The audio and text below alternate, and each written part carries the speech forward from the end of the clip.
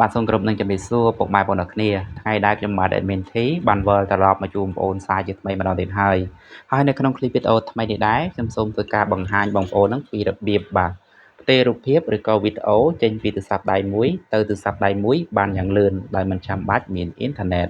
ហើយខ្ញុំសូមធ្វើការបបែរកាមេរ៉ាបន្តិចដើម្បីបង្ហាញបងប្អូននៅលើទូរស័ព្ទដៃបាទទាំងពីរដើមនេះតែម្ដង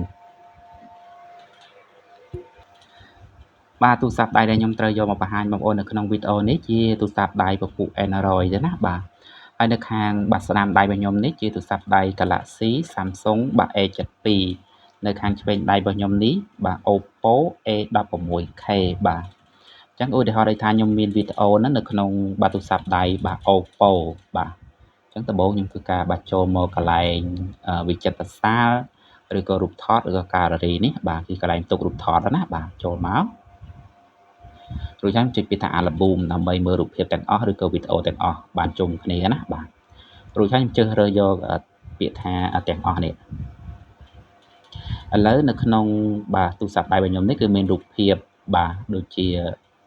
10ដែរបងប្អូនហើយវីដេអូមួយបាទវីដេអូនេះវែងបាទ8នាទីបាទចុច3វិនាទីបាទបើសិនជាខ្ញុំផ្ញើ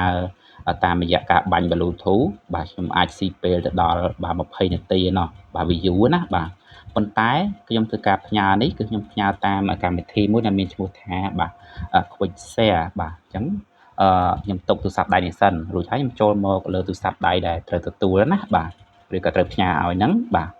អញ្ចឹងខ្ញុំធ្វើការបាទអុសមកពីខាងលើហើយទូរស័ព្ទដៃនីមួយៗគឺតែងតែមានកម្មវិធី Quick Share ដូចជាកម្មវិធី Bluetooth ដែរណាបាទអញ្ចឹងឧទាហរណ៍បងប្អូនធ្វើការអុសមកពីខាងលើបងប្អូននឹងឃើញតម្រងបែបនេះបងប្អូនធ្វើការអុសមកតង់ទៀតណាបាទអុសមកតង់ទៀតបាទបងប្អូនធ្វើការបាទរកកម្មវិធី Quick Share ហ្នឹងទៅបាទបើសិនជាអត់ឃើញបងប្អូនបាទគឺកម្មវិធីនោះគឺលាក់បាទលាក់បងប្អូនត្រូវតែបាទចុចកន្លែងខ្មៅដៃនេះដើម្បីទៅរកកម្មវិធីនោះណាបាទចាំបងប្អូនចុចមកកន្លែងខ្មៅដៃហ្នឹងបាទរួចហើយនឹងចេញតម្រងបែបនេះបងប្អូនរកមើលពាក្យថាកែនៅខាងបាទស្នាមដៃនេះគេដាក់ថាពេញហើយនៅខាងលើអញ្ចឹងបងប្អូនចុចកន្លែងពាក្យថាពេញហើយបងប្អូនចុចតាកែនេះមកណាបាទកែបាទកម្មវិធីដែលចេញសញ្ញាដកនេះបងប្អូននឹងដឹងហើយជាកម្មវិធីដែលបងប្អូនអស់ទៅឃើញហើយកម្មវិធីដែលនៅខាងក្រោមនេះគេដាក់ថាបាទប៊ីតុងដែលមានបាទប៊ីតុងដែលមានហ្នឹងនៅខាងក្រោមនេះជាកម្មវិធីដែលលាក់បាទអញ្ចឹងបងប្អូនធ្វើការបាទអស់រកកម្មវិធី Quick Share នោះមកបាទ Quick Share នេះបងប្អូនបាទកម្មវិធី Quick Share អញ្ចឹងបងប្អូនចំណាំតែសញ្ញាក៏បានដែរណាបាទមានព្រួយបានចូលគ្នាបាទលើក្រោមណាអញ្ចឹងបងប្អូនបាទទាញយកកម្មវិធីមកដាក់លើមកអញ្ចឹងរបៀបទាញបងប្អូនអស់អាដែងកម្មវិធីដែលចេញសញ្ញាដកហ្នឹងឲ្យវាចេញមកឆ្លាស់បែបនេះបាទឆ្លាស់បែបហ្នឹងសិនណាអញ្ចឹងហើយរួចហើយបងប្អូនចុចស្កត់ពីលើកម្មវិធី Quick Share ហ្នឹងមួយមកស្កត់ឲ្យជាប់ណាស្កត់ឲ្យជាប់ហើយបងប្អូនធ្វើការបាទអូសឬក៏ទាញយកទៅដាក់ខាងលើហ្នឹងមកបាទពេលនោះបងប្អូននឹងឃើញកម្មវិធី Quick Share នៅខាងសញ្ញាដកឬក៏នៅខាងលើណារួចហើយបងប្អូនធ្វើការបាទចុចកន្លែងពីថារួចរាល់មកហើយបើសិនជាបងប្អូនចង់បាទធ្វើការទាញយកកម្មវិធីដែលបានលាក់ដាក់ខាងលើទាំងអស់ក៏បានដែរប៉ុន្តែដោយសារតែខ្ញុំអត់ចង់បាទទាញទេខ្ញុំចង់ធ្វើការទាញតែកម្មវិធី Quick Share ហ្នឹងមួយរួចហើយចុចពីថារួចរាល់បាទតែប៉ុណ្្នឹងទៅបងប្អូនធ្វើការអស់ពីខាងលើម្ដងទៀតបាទហើយ Bluetooth តម្រូវបងប្អូនធ្វើការបើកដែរណាបាទបើកមួយដែរបាទរួចហើយបងប្អូនធ្វើការបើកកម្មវិធី Quick Share មួយទៀតណាបាទឧទាហរណ៍ដែលវាអត់ទាន់ចេញពណ៌សបែបនេះបាទដំបូងវាចេញបែបនេះបាទចេញបែបនេះអស់មកនឹងឃើញកម្មវិធី Quick Share វាអត់ទាន់ចេញពណ៌សដោយតម្រង់បាទ Bluetooth និងកន្លែង microphone នេះទេណាបងចុចទៅលើកន្លែងកម្មវិធី Quick Share ហ្នឹងមកបាទរួចហើយបងប្អូនបាទថិចយកប្រឡោះដែលមានពាក្យថាបាទគ្រប់គ្នានេះបាទអញ្ចឹងចុចមកបាទរួចហើយបងប្អូនចុចពីថារួចរាល់ហើយខ្ញុំឲ្យបងប្អូនមើលកន្លែងផ្ទុករូបភាពរបស់ខ្ញុំសិនបាទកន្លែងវិចិត្រសាលឬក៏កន្លែងផ្ទុករូបភាពហ្នឹងគឺអត់មានរូបភាពបាទនេះទេណាបាទឬក៏វីដេអូមួយនេះទេបាទអញ្ចឹងរបៀបផ្ញើបងប្អូនបាទគាត់nakបើកប៉ុណ្ណឹងទៅលើទូរស័ព្ទដៃទៅទទួលបាទមាន Bluetooth បាទហើយ Quick Share មិញណាបាទ Quick Share ពីហ្នឹង រួចហើយបងប្អូនបាទទាញទូរស័ព្ទដៃដែលត្រូវផ្ញើមកឬក៏ទូរស័ព្ទដៃ Oppo ហ្នឹង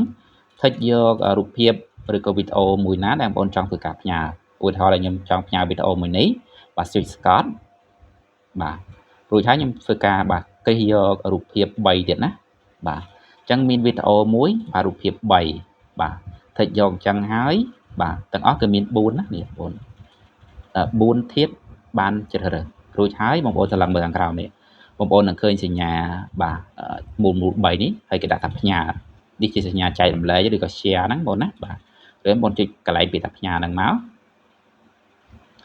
បាទរួចហើយលើស័ព្ទដៃ Oppo បងប្អូនចុចពាក្យថាបាទចែករំលែកតាមរយៈបាទការចែករំលែកនៅចិត្តបាទចុចទៅលើហ្នឹងមកបាទឥឡូវបងប្អូនបាទព្រមចាំបន្តិចនេះវាកំពុងដដើរហើយការចាំបន្តិចនេះចេញមកហើយបាទ Galaxy A72 រួចហើយចុចទៅលើហ្នឹងមកហើយលើស័ព្ទដៃតែទៅទទួលបងប្អូនធ្វើការបាក់អូសមកខាងចេញតម្រងបែបនេះនោះនឹងឃើញបាទគេផ្ញើមកនេះបាទ Oppo A11K បាទបានចែកចង់ចែករំលែកឯកសារ4ជាមួយអ្នករួចហើយចុចពាក្យថាយកប្រមមកចឹងរត់មកបងប្អូននេះបាទគឺលឿនមែនតើបងប្អូនបាទបងប្អូនគិតមើលទៅបាទវីដេអូបាទ8នាទីហើយថតបាទដោយកាមេរ៉ាទៀតបើសិនជាបងប្អូនផ្ញើតាម Telegram ក៏យូរដែរហើយបើសិនជាបងប្អូនបាទផ្ញើតាមរយៈ Bluetooth វិញណាបាទមិនក្រោម20នាទីបងប្អូនហើយនេះបងប្អូនបាទផ្ញើមកហើយគឺចិត្តពេញហើយបងប្អូនបានបាទ71 77ហើយ83បាទ89 95បាទ 100% បាទបងប្អូនឃើញលឿនអត់អញ្ចឹងវីដេអូនេះគេរត់ចូលនេះបាទអញ្ចឹងបងចុចបាត់មកឬក៏បើកមកបាទនឹងឃើញនេះមានបាទវីដេអូមួយរូបភាព3មិញបាទរូបភាព3បាទអញ្ចឹងបងនេះបាទរូបភាព3មិញណាបាទនេះគឺវីដេអូដែលខ្ញុំបានធ្វើការថតអញ្ចឹងវីដេអូនេះស៊ីមេខ្លាំងបងប្អូនបើសិនជាបងប្អូនផ្ញើតាម Telegram ក៏ងាយបាទពេញដែរហើយបើសិនជាបងប្អូនទាញយកពី Telegram វិញបងប្អូនបាទស៊ីបាទទំហំបាទអ៊ីនធឺណិតខ្លាំងមែនតើណាបាទហើយលើស័ព្ទដៃ Oppo បើសិនជាបងប្អូនចង់ធ្វើការបាទផ្ញើបាទវីដេអូឬក៏រូបភាពបាទទៅឲ្យទូរស័ព្ទដៃ Oppo បាទបងប្អូនធ្វើការបាទចូលមកដូចបាញ់មិញមកបាទដែរមកប៉ុន្តែលើស័ព្ទដៃ Oppo វារៀងខុសគ្នាតិចតួចបងប្អូនធ្វើការអស់ចឹងមកបាទ Bluetooth បើកបាទរួចហើយបើសិនជាបងប្អូនអស់ទៅអត់ឃើញបាទកម្មវិធីបាទ Quick Share ហ្នឹងទេបងប្អូនចុចខ្មៅដៃមានបាទសញ្ញាបាទពាត់ជុំវិញ4ជ្រុង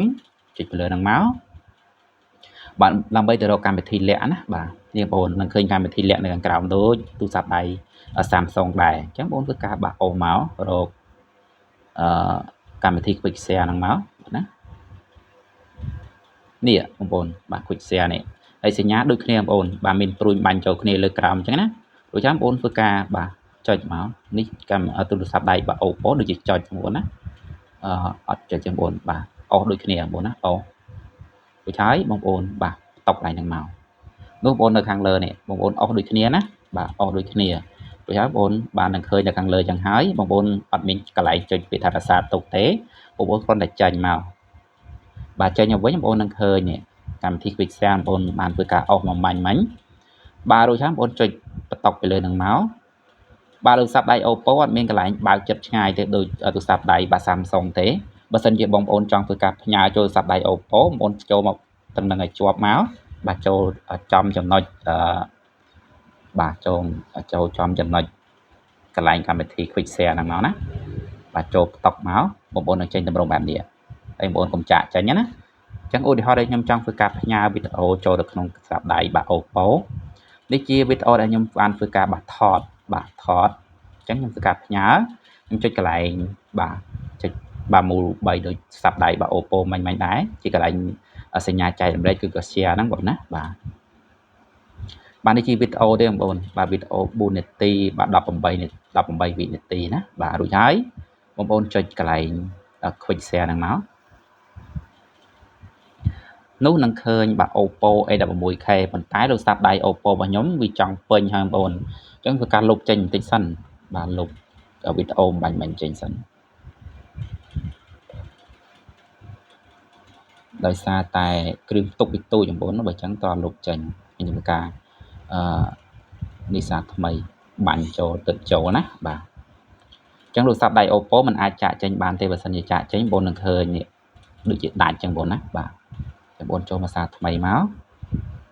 ចុចផ្ទុកមកវាអត់មានកន្លែងបើកកន្លែង tick 3ចឹងបងបាទអត់មានកន្លែងបើក tick 3ទេតតែបងប្អូននៅខាងនឹងកុំចាក់ចេញណាបាទរួចហើយបងប្អូននឹងឃើញបាទកន្លែង Oppo A11K ហ្នឹងនឹងឡើងមកវិញហើយបាទឡើងវិញបងចុចពីលើតុកលើនឹងមកហើយចាំមើលវីដេអូ3នាទីបាទ18វិនាទីមិញនឹងចូលមកនេះបាទរួចចុចវីដេអូ Pro ហ្នឹងមកហើយលើស្តាប់ដៃបាទ Oppo ខ្ញុំនេះគឺម៉ាស៊ីនឬក៏ memory វាទូចទេបងប្អូនបាទត្រឹមតែ 16G ទេគឺផ្ទុកអត់បានច្រើនទេបាទនេះបងប្អូនវីដេអូរត់មកនេះផ្លែតចាយពេលលឿនមែនតើបងដូចជាត្រឹមតែ10វិនាទីនឹងពេញនេះហើយរបៀបវាឆែកមើលបងប្អូនចុចកន្លែងរូបថតហ្នឹងមកទូរស័ព្ទដៃ Oppo ដូចហើយចុច album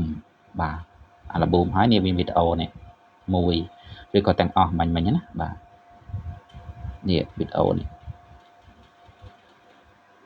ជាវីដេអូទេបងប្អូនកុំច្រឡំណាក៏ខ្ញុំថតចម្រៀងដល់អញ្ចឹងខ្ញុំអត់ហ៊ានបើកសលេងទេខ្លាចជាប់បាទចឹងវីដេអូរបស់ខ្ញុំមានតែប៉ុណ្្នឹងទេហើយមិនគ្លីបបងប្អូនទៅបើសូមជូនពរជូនជ័យដល់បងប្អូនរកទទួលទីមានបានបើសិនជារកការនិយាយស្ដីរបស់ខ្ញុំមានលើសលុះខ្វះខាតtrongចំណុចណាខ្ញុំបាទក៏សូមកាន់តែអភ័យទោសពីសំណាក់ពុកម៉ែបងប្អូនផងបាទនៅពេលនេះដែរខ្ញុំបាទក៏សូមអរគុណជម្រាបលាជួបគ្នាវីដេអូក្រោយបាទបាយ